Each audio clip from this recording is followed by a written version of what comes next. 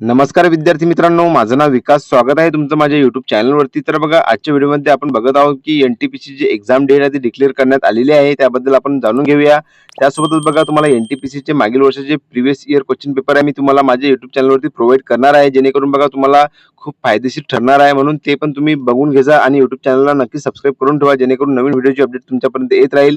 तर बघा, यामध्ये क्लिअरली ते दाखवलं गेलेलं आहे की जे एक्झाम डेट आहे ते डिक्लेअर करण्यात दिसत आहे तुम्हाला. Notice regarding tentative schedule of computer-based test CBT-1 for the post of non-technical popular categories graduate, जे की ग्रॅज्युएट लेवलची पोस्ट आहे तुम्हाला माहित आहे NTPC साठी.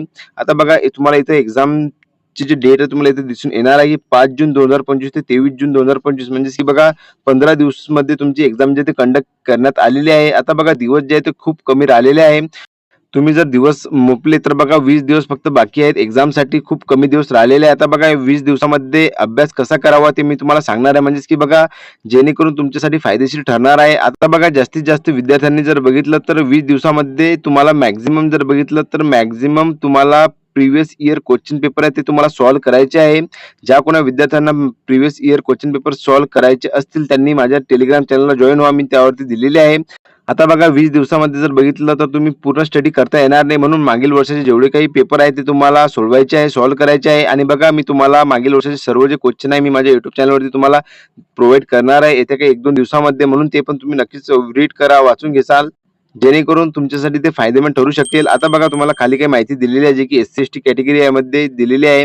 The link for viewing the exam city and date and downloading of travel authority for SC/ST candidate will be made live 10 days prior to the exam date on the official website of all RRBs. बघा, जे SC/ST candidate आहे त्यांच्यासाठी बघितलं आपण तर travel authority म्हणजे की travel pass त्यांना मिळते, एवढं तुम्ही लक्षात घ्या. आता 10 days प्रियर म्हणजे की 10 दिवसा अगोदर तुम्हाला जे आहे तुम्हाला ऑफिशियल वेबसाईटवरती जे की RRBची आहे त्यावरती तुम्हाला दाखवण्यात येणार आहे, त्यावरून तुम्ही डाउनलोड करू शकता. त्यासोबतच बघा, तुमचे जे ऍडमिट कार्ड आहे म्हणजे की ई-कॉल लेटर जे आहे तुमची will start 4 days prior to exam date mention in the exam city and date intimation link. ते जे तुम्हाला 4 दिवसा अगोदर जे तुम्हाला तुमची रजिस्टर जे ईमेल आहे त्यावरती तुम्हाला देण्यात येणार आहे. ज्या कोणा विद्यार्थ्यांना रजिस्टर ईमेल आणि मोबाईल नंबरवरती मेसेज येणार, त्यासोबतच तुम्ही RRBची ऑफिशियल जी वेबसाईट आहे त्यावरून तुम्ही डाउनलोड करू शकता.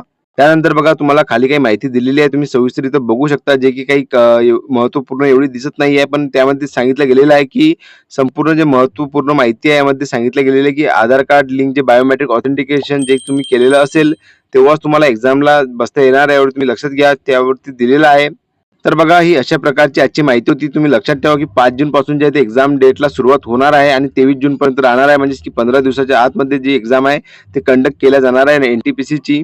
म्हणून अभ्यासाला जे आहे तुम्ही जोरात लागा, कारण की बघा खूप कमी दिवस राहिलेले आहे. खूप कमी दिवसामध्ये तुम्हाला जास्तीत जास्त प्रॅक्टिस करायची आहे, मॉक टेस्ट सॉल्व्ह करायचे आहे.